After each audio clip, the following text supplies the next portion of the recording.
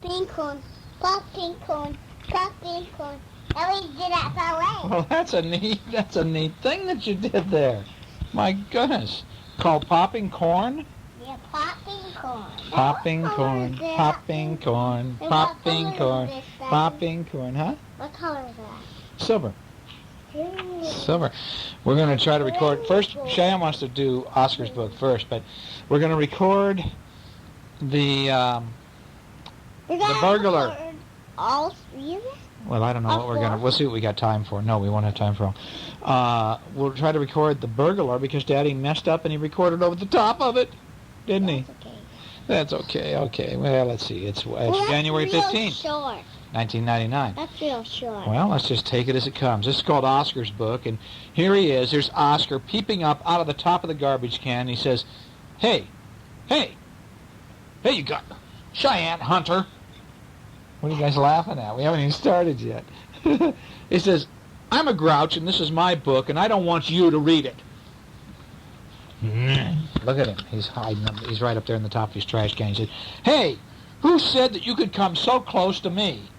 I want to play with my trash, and I want you far, far away. What are you doing? What are you doing?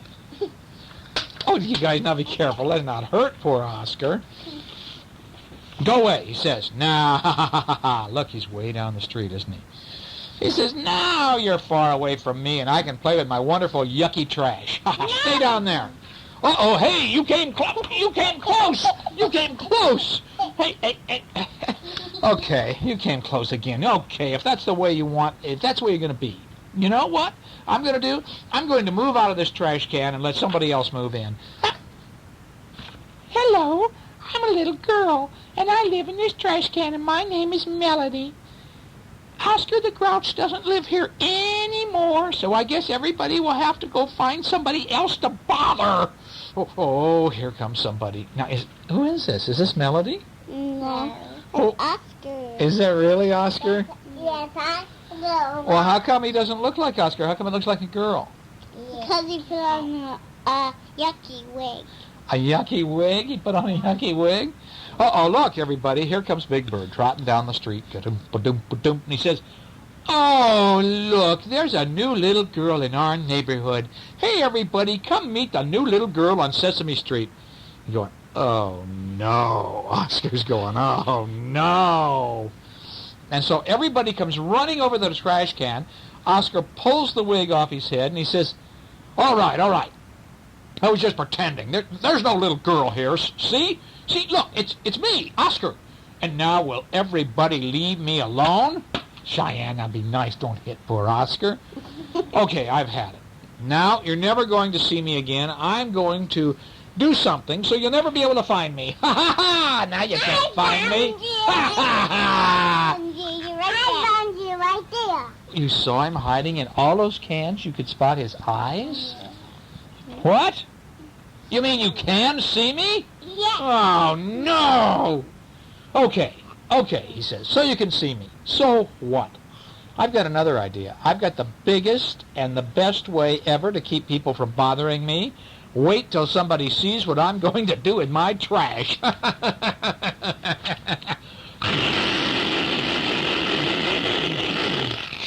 Here it is. It's the super-duper Grouch rocket balloon designed to take me way up into the sky where no one will ever be able to bother me.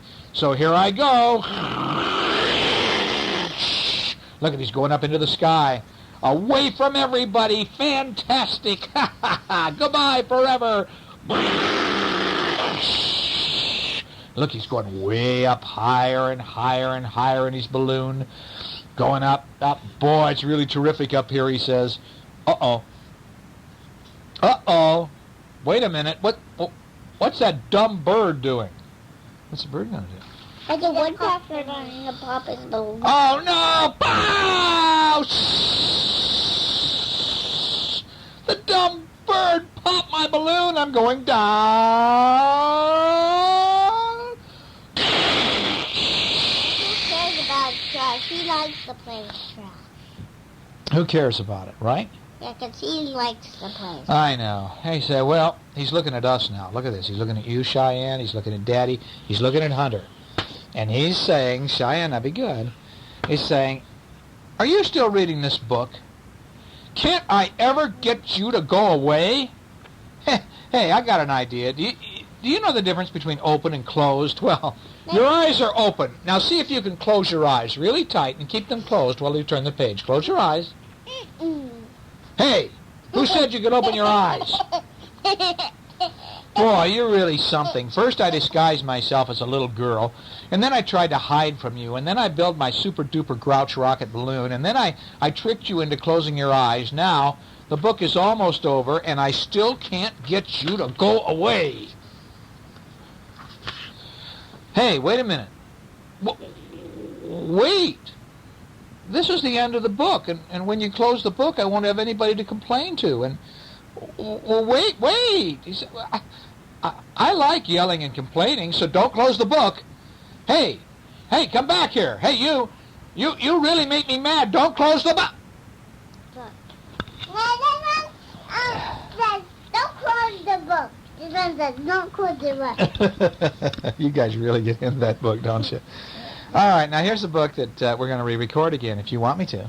Yeah. Okay. It's called The Cat's Burglar.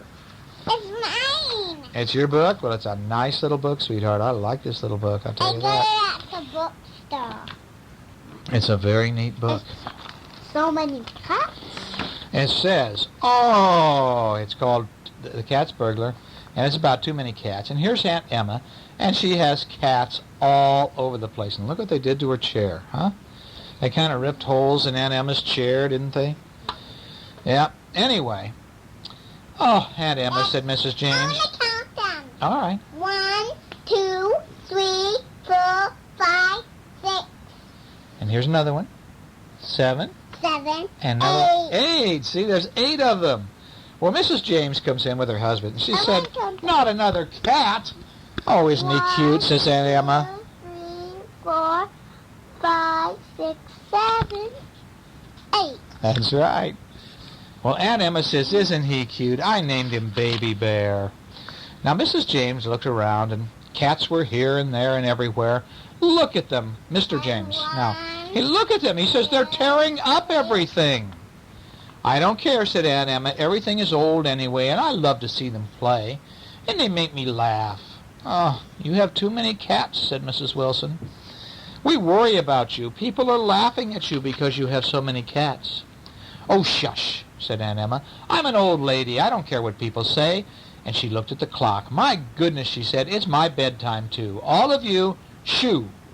And so Aunt Emma's friends left. And "I'll see you tomorrow," she called. "Have a good night," called Mrs. James.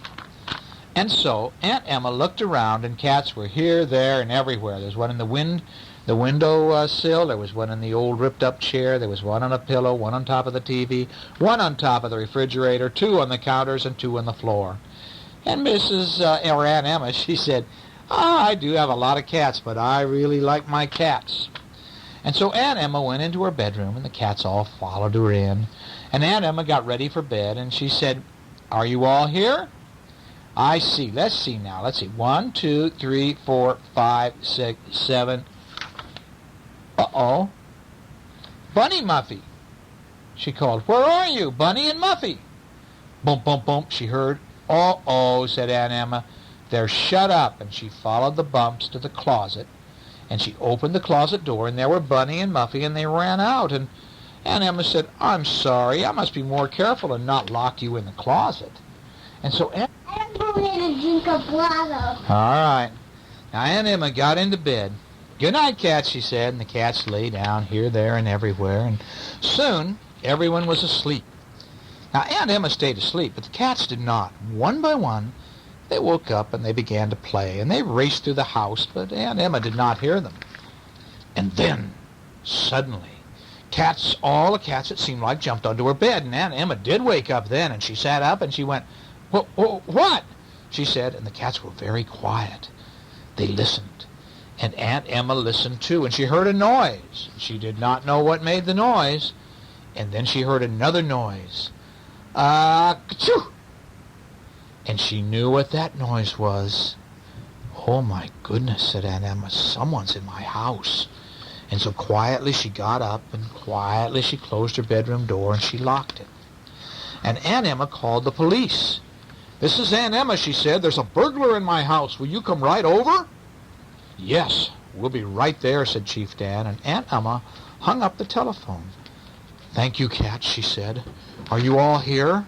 And so she put on her light. 1, 2, 3, 4, 5, 6, 7, 8. Hi, Shy. Oh, she counted the cat. Uh-oh, someone is missing. She looked at the cats. "Oh, no, Baby Bear," said Aunt Emma. And she looked around the room, but there was no Baby Bear. "Oh, no, what should I do?" Shoo! And the cats jumped, and Aunt Emma jumped too, and Aunt Emma said, "Well, burglar or not, I'm going to go find Baby Bear." And so quietly she opened her door, and quietly she walked out, and quietly the cats followed her, and Aunt Emma saw a dim light, and she saw a burglar. And there she saw Baby Bear. And look, here's the burglar. He's got a flashlight shined right on Baby Bear, and he's going, "Ha, ha, ha, ha, shoo! Shoo! Go away, cat," said the burglar. "Shoo! Go away." And Baby Bear wanted to play. He wanted the burglar to play. So Aunt Emma smiled, and she put on the light. She turned on the overhead light, and the burglar jumped, and Baby Bear jumped too. He jumped right on the burglar's leg with his claws. "Ouch! Oh, ka-choo!" said the burglar. "Ka-choo! Ka-choo! Get down! Ka-choo!" And Aunt Emma stared, and she stared at the burglar. "Oh, my goodness," she said, and Scruffy stared too. And the burglar wore a hat, and the hat had a feather, and Scruffy wanted that feather. And he took a great big jump, choo, and he landed on the burglar, and Scruffy got the feather. "Achoo! Help!" yelled the burglar. "Help! Achoo! Save me!" And now Scooter hated yelling, and so he arched his back, and he hissed. Spat. See, the kitty's hissing. And that scared Muffy. Who is this? What is the That's Scooter, and Scooter's hissing. And that scared Muffy, and it scared Puff, and they wanted to hide, and they saw the burglar's bag, and it was open. And so Muffy and Puff jumped into the burglar's bag. Crash! It fell over on the floor, and a saw and pliers and tools all fell out of it. And Bunny and Bumpkins jumped, and they jumped on the burglar because they were scared. And Judy Trudy followed them. They all jumped on the burglar. "Akachoo! Akachoo! Akachoo! They're making me sneeze! Help!" And just then Nicky jumped right on top of the burglar's head. "Akachoo!" he yelled. He sneezed, and he cried, and he moaned, and he groaned. "Get them off! Get them off!" he pleaded. But the burglar, he did move. He began to shake, and the cats clung to him, and they were having fun. "Stop! Ashoo!" said the burglar. "They're hurting me." And Aunt Emma's eyes began to twinkle. "All right, cat," she said. "Don't be greedy. Just take little bites. There's enough of him for all of you." "Oh, no, please," yelled the burglar. "You're a witch." "And you're a burglar," said Aunt Emma. "That's not nice to be a burglar." "Please." "Achoo! Achoo!" said the burglar. "Please." "Achoo! Let me go." "Oh, no," said Aunt Emma. "I can't do that. My cats like you." And so the cats ran around him, and they jumped on him, and they jumped over him, and "Achoo!" cried the burglar, and Aunt Emma tried not to laugh, but she had to laugh, and then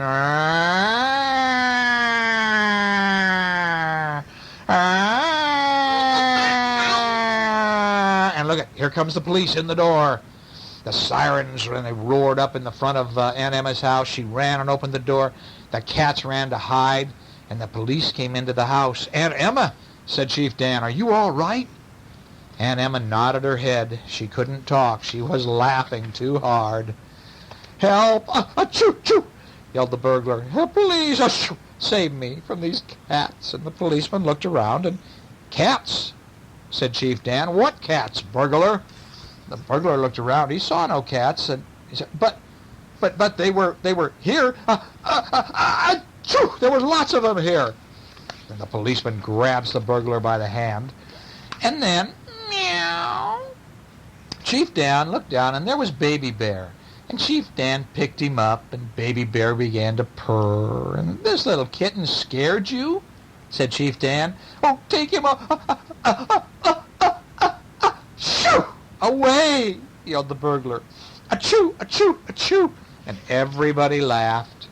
And Scooter walked up to the burglar, and she hissed at him.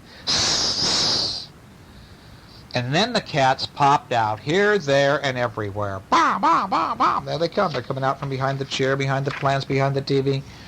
"Oh, please save me," yelled the burglar. "I will never steal anything again.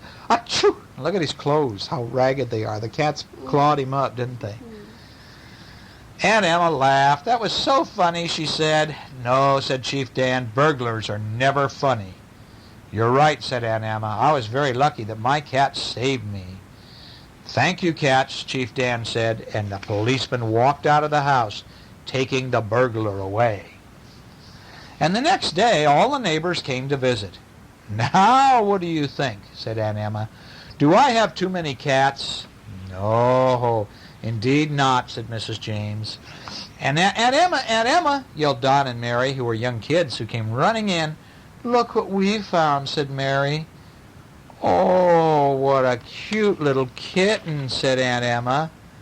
"Will you take it?" asked Don. And the neighbors began to laugh, but Aunt Emma held out her hands. "Of course I will," she said. And so she had one more kitty. I want to count them.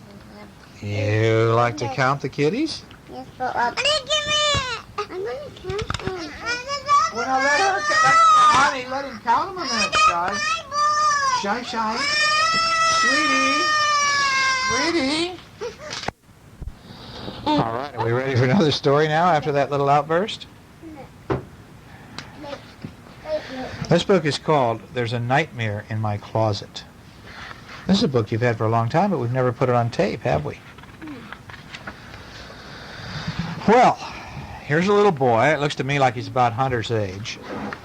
That's Willie. No, this is a little kid like you. No, Look, Willie doesn't play with horses and things like that anymore. No, that's when he's a baby. Oh, this is Hunter, isn't it? No, it's Willie. Don't want to identify with this kid. Okay, well, there's Willie. Anyway, he says, there used to be a nightmare in my closet. Before going to sleep, I always close the closet door. See, there he is. This little boy's getting out of bed, and he goes over and he closes his closet door. He says, I was afraid to even turn around and look. And now he's creeping back into bed. And one night, I decided to get rid of my nightmare once and for all. Now look at this. He's got his little pop gun. He's got his soldiers and his little cannon. And there he is in bed. And he turned out the light. And as soon as the room was dark, the door opened. And I heard him creeping toward me. What does he look like? A monster. A real monster, doesn't he? And so quickly I turned on the light and I caught him sitting on the foot of my bed. Go away, nightmare, or I'll shoot you, I said. And I shot him anyway.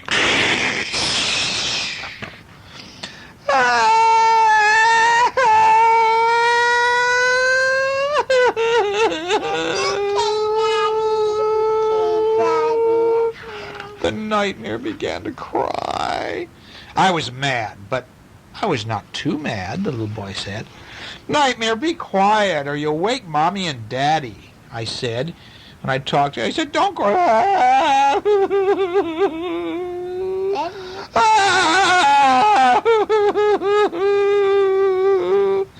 He wouldn't stop crying. So I took him by the hand and I tucked him into bed. And I said, it's okay. It's okay, Nightmare. It's okay. He's a nice one. And I closed the closet door. See, went over there and he closed the closet door. And now the Nightmare is starting to smile, isn't he? Huh?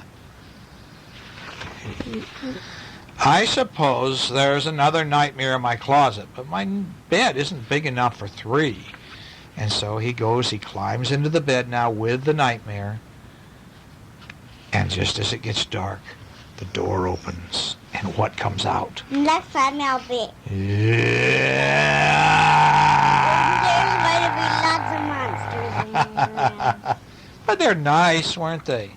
They were really nice when he talked to them. Who know this do? Here's a book called Where's Woodstock? Who's Woodstock? Snoopy. Snoopy what? Snoopy. Well, look it was harvest time in the summertime, and look at what everybody's doing. Here's Charlie Brown, and here's, what's his name? Linus, and Snoopy. and I don't know. Lucy, and Woodstock.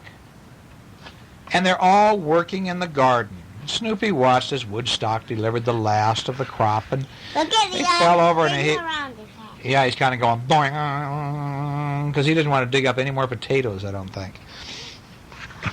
He says, we need a tractor. Well, after they finally got everything all handled, Woodstock climbed back up into his bird's nest, and it was starting to get cold because it was fall. And Woodstock knew it was time for the Great Migration, people flying south. And Snoopy knew that Woodstock would return in the spring, but he was still sad to see him go, and he gave Woodstock some money for the trip. And the Great Migration began, and Woodstock and his pals headed off to the warm weather. And now when it got to be Thanksgiving and Christmas, it came and went, and Snoopy missed Woodstock, even during the holidays. Valentine's Day, Snoopy got a postcard in the mail, and his little friend sent him a picture of himself. And he was down in Malibu, California, where it was warm, No, and there were Hawaii. palm trees. Or you think it was Hawaii? Yeah. Oh, okay, maybe. It doesn't say. Looks like Malibu to me. Doesn't that look like Hawaii? Well, we have sandy beaches, and we have palm trees, and we have mountains. That's Hawaii. You sure? Yeah. Well, okay, I don't know. That's all Hawaii palm trees. Anytime, Now Valentine... what kind of necklaces they wear at Hawaii? They're called lays, flower lays. That kind they wear. Uh-huh. Oh, I see, like that. Well, you're probably right then, Hunt. You're probably right. I didn't notice that he had a necklace on. Well, now, Valentine's Day was a very busy time for everyone, and Lucy made a large, fancy card for Schroeder. She didn't care if he knew who sent it. And Peppermint Patty found a card in her mailbox, and even before she opened it, she knew it was from Pigpen because it had dust and dirt all over it. And at last, springtime came, and the air was warm, and the days grew longer, and Snoopy caught spring fever. He danced around among the flowers, and he thought about Woodstock, and it wouldn't be too much longer before his little friend was back. And everybody began to play outdoors again, and Lucy oiled up her roller skates, and she skated down a long, smooth hill. And the soft sound of jump ropes turning was heard in every corner, and kids jumped and counted and took turns turning the ropes. And by the time the tulips bloomed, Woodstock still had not returned. But he sent Snoopy a letter, and he said that he was bringing home a great surprise for everyone. And Woodstock enclosed a picture of himself writing the letter. And you're right, it's probably Hawaii, because there's like an orchid over there. And Woodstock has sent him a letter. Said, I'm coming, but I'm bringing you a surprise. What do you think it's going to be? Do you know what the surprise is going to be, Shy? Are you going to type with your toes on the typewriter? Huh? Yeah. Some more days passed, and still the little yellow bird did not appear. And at last, the World War I flying ace took it upon himself to search for his friend. And so, yep, pretty soon, here was a yellow bird, but it was Woodstock's friend Bill. Is that how they do it? Hup, 2, 3, 4, hup, 2, 3, 4. And even more days passed, and Woodstock did not return, but his friends did. They played Legionnaire, and then there was more time, and just didn't know where was Woodstock. And then Conrad decided to come to the rest of the way by himself. He said that he'd traveled part of the way with Woodstock, but the trip was so long that Conrad came the rest of the way himself. And Conrad showed Snoopy a picture that he'd taken of Woodstock. And a few days later, the World War I flying ace, who was really Snoopy, was about to go on another search when Linus came to the airfield and stopped him. Do you realize that tomorrow is Easter, Linus said? That means the Easter Beagle will be coming. So the flying ace decided not to take off after all. It wouldn't be the same without Woodstock, he thought, but you can't have Easter without the Easter Beagle. And so on Easter morning, the Easter Beagle put on his show, and the audience loved it. And look at this, there's Snoopy, and he's juggling Easter eggs, isn't he? But Snoopy's still missing Woodstock. And the next day, Snoopy climbed up onto Woodstock's tree, Maybe he'll come back pretty soon, he said, and he's very sad. Well, we have to start planting the garden today, she told Snoopy, and you're helping. Well, now, Snoopy couldn't quite believe his ears on that one. Plant the garden? Woodstock always came back before Lucy planted her garden. So, anyway, they started to plant the garden, and they dug the holes, and they raked the ground, and the next day Lucy brought even a bigger shovel, and the digging went a little faster, but it was very hard work. Then late in the afternoon, she went home exhausted, and the next day she came back with her workers. But look at this! All of a sudden, they heard the sound of a motor, and it was Woodstock.